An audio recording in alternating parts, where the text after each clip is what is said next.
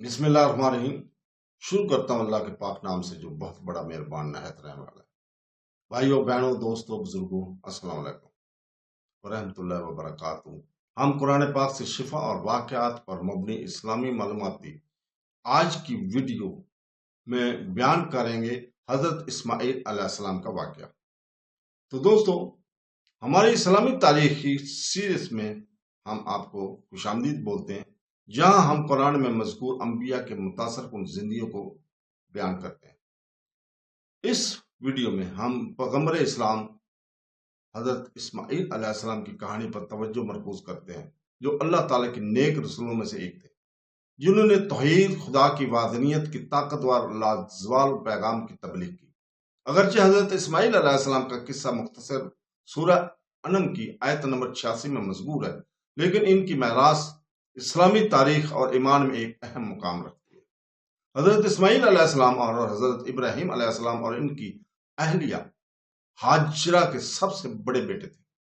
چھوٹی عمر سے حضرت اسماعیل نے عظیم ایمان، صبر اور اللہ کی مرضی کے تابع ہونے کا مظاہرہ کیا۔ ان کی کہانی اللہ پر بھروسہ، مشکلات سے ثابت قدمی اور توحید کے لیے اٹل وابستگی کے موضوعات سے گہری جڑی ہوئی ہے۔ دوسرے انبیاء کے مقابلے میں قرآن پاک میں براہ راست کم وضاحت کے باوجود حضرت اسماعیل کی زندگی اور مشن نبوت کے ضروری اقتدار کو مجسم بناتا ہے۔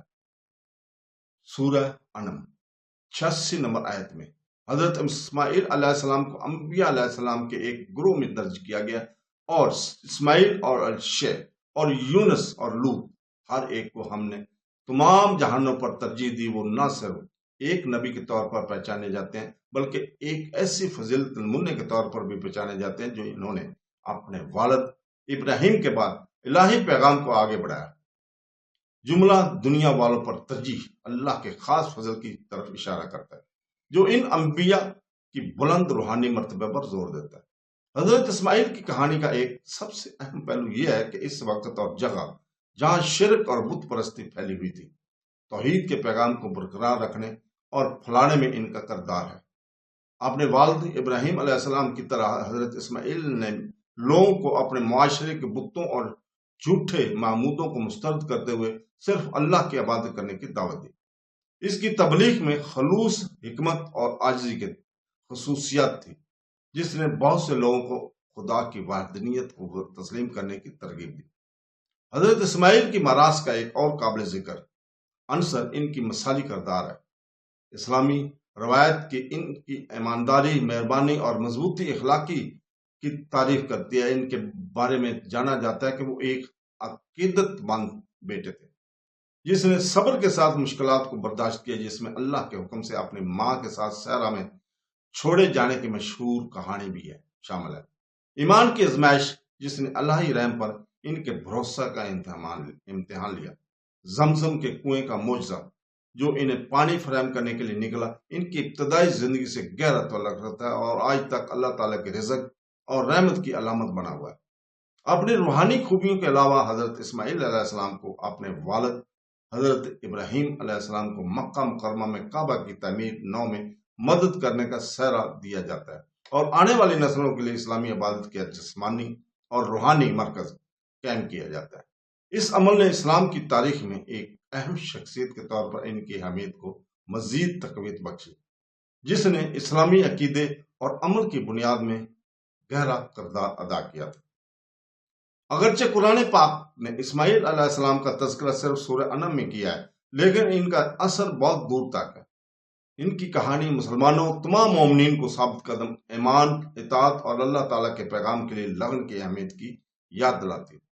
یہ اللہ تعالیٰ پر بھروسہ، صبر کے ساتھ مشکلات کو برداشت کرنے اور مخلص توحیدی عقیدے کی اہمیت کے بارے میں پورے قرآن اور حدیث میں پائے جانے والے وسیع موضوعات سے بھی جڑتا ہے۔